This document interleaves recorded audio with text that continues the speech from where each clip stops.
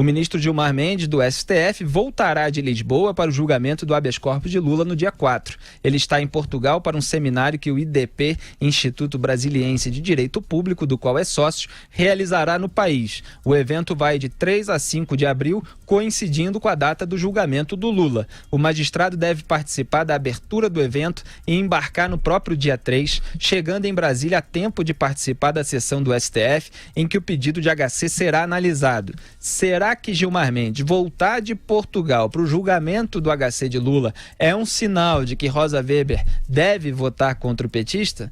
Ou será que ele simplesmente ainda não sabe como vai votar Rosa Weber?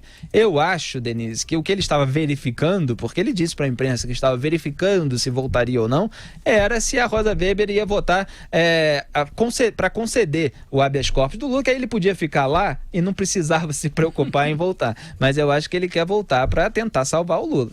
Porque pode dar empate nessa votação se ele não estiver presente. E ele já se colocou na sessão da semana passada como adversário de Lula, não é? Vamos ver qual vai ser a posição dele agora, porque ele citou que os adversários têm que ter o mesmo tratamento, que não é porque é adversário que é tratamento diferente. Então, o Gilmar Mendes, eu acho que ele acabou se comprometendo demais. Se ele ficar em Portugal, a situação dele vai ficar muito complicada. Nas redes sociais se defendia também que fossem jogados ovos também, Gilmar Mendes, lá em Portugal, nas participações dele aí em eventos, e ele já foi agredido nas ruas mesmo, não é? Ele já foi alvo de tomates. Já teve esse problema, né, aqui em São Paulo e lá em Portugal, em aviões. Ele está numa situação muito difícil. Zé Maria Trindade, será que Rosa Weber vai votar contra ou a favor? Será que ela vai ceder às pressões dos petistas? Pois é, tempos difíceis aí para os poderosos, né? O preço do poder. Os ministros do Supremo estão aqui, Felipe, reclamando muito.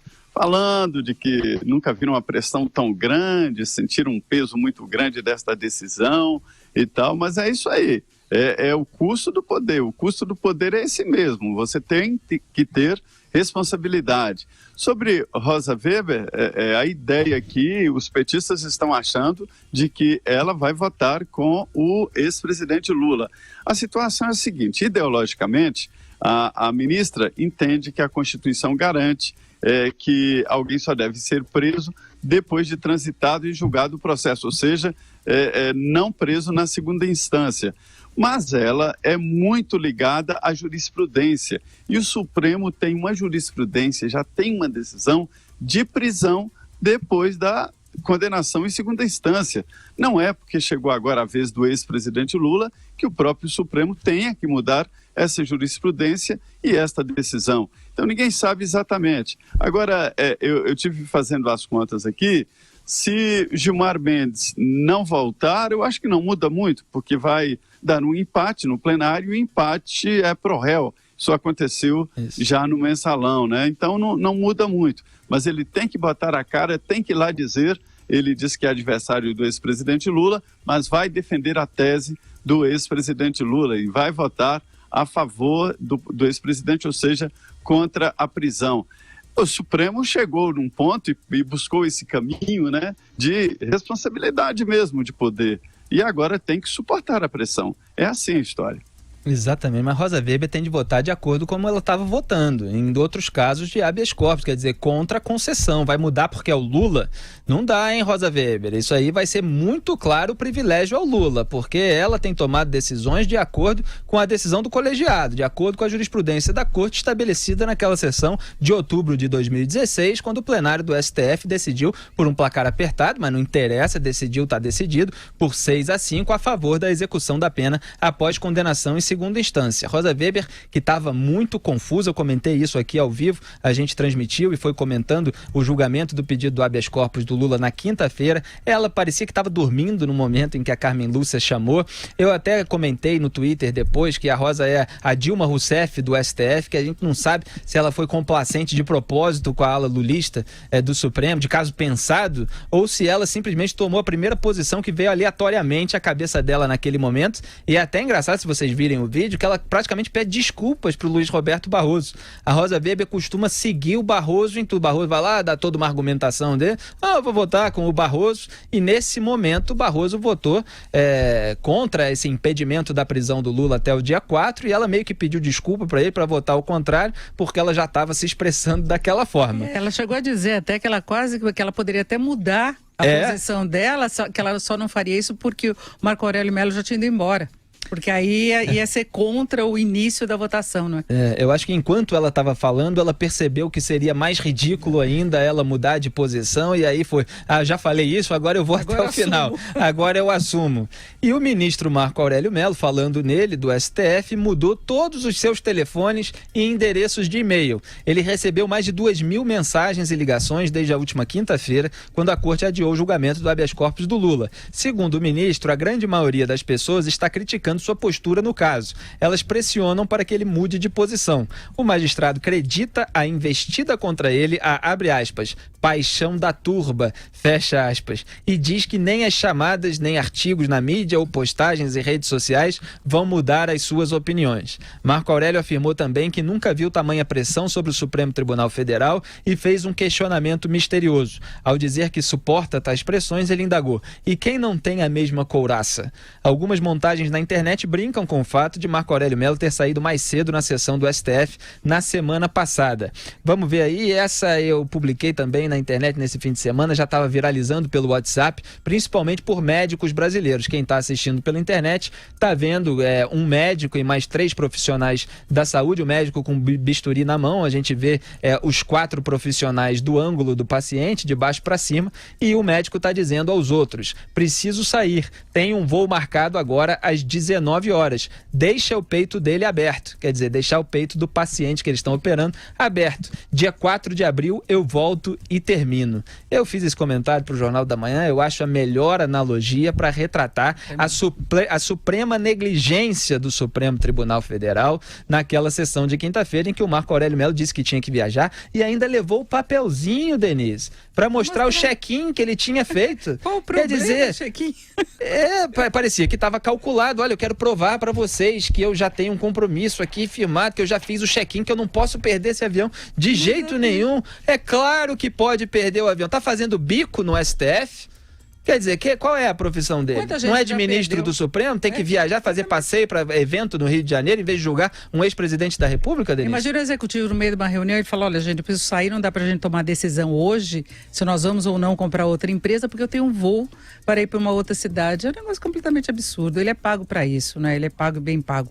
Para trabalhar, para ter uma posição, para seguir com a reunião. O outro lá que também estava cansado, que disse que o raciocínio não funciona se eles tiverem uma outra sessão, Lewandowski. Tem cabimento? Se aposenta, não é? Pois é, quantas vezes nós jornalistas, Zé Maria, trabalhando para empresas privadas, não deixamos de fazer outras coisas quando tem uma cobertura mais longa, quando tem um trabalho que é necessário ser feito, e ele está recebendo mais de R$33 mil dos pagadores de impostos brasileiros e não pode deixar de viajar para continuar a sessão para julgar um ex-presidente da República condenado por corrupção passiva e lavagem de dinheiro, e não dá, né? E aí depois fica se dizendo crucificado, dizendo que as pressões não alteram as minhas opiniões. É muito fingimento, hein? O ministro Marco Aurélio, ele sofreu mesmo uma pressão devida. Eu acho que os ministros não estão acostumados com isso, do Supremo Tribunal Federal. Mas agora eles estão lidando com a opinião pública e, como você sabe, a opinião pública não perdoa quando se erra. O grande problema aqui é que os ministros são chefes deles mesmos, né? É muito liberal cada gabinete de ministro do Supremo. Então ele pode, por exemplo, tranquilamente comprar passagem para ir em algum compromisso pessoal, como um casamento, por exemplo, e jogar a conta na conta da viúva, né? Ou seja, do Estado, da União. E ele é o chefe dele mesmo, ele pode fazer. E chegando até esse ponto ridículo de sair de uma reunião do Supremo Tribunal Federal para um compromisso que ninguém sabe exatamente. Era uma reunião no Rio de Janeiro, né? E ninguém sabe exatamente qual é o grau de importância. O certo é que eu fico assustado com a prioridade que os ministros do Supremo estão dando. O ministro Gilmar Mendes pensou em não ir, em não vir aqui no dia 4. Ele tem argumento de que também está convidando e não sei o quê, que eu estou convidando autoridades, eu sou o que convida e não vou estar presente. Mas, enfim, todo mundo sabe que as coisas são assim. Todo mundo trabalha, todo mundo tem responsabilidades. O que precisa, Felipe, é como você falou mesmo, definir o que é prioridade e o que é bico, né? É impossível não adotar como prioridade uma reunião do plenário do Supremo Tribunal Federal. Vou te dar aqui, Felipe, mais motivo para sua irritação. O Supremo Tribunal Federal decretou para eles mesmos feriado a partir de quarta-feira, quarta, quinta e sexta. Amanhã deveria acontecer reuniões nas turmas, já não vai acontecer, a segunda turma não vai se reunir, isso já está decidido. E também o feriado está publicado lá na quarta-feira. Gente, quarta-feira é dia de trabalho. Esse julgamento não aconteceu na semana passada e deveria, mas ele poderia ter sido feito ou sexta-feira. Gente, todo mundo trabalha sexta-feira, ou hoje, ou no máximo amanhã, ou na quarta-feira, mas não na outra semana. Um caso grave desse é indefensável. Tem que crucificar mesmo, não é possível, né?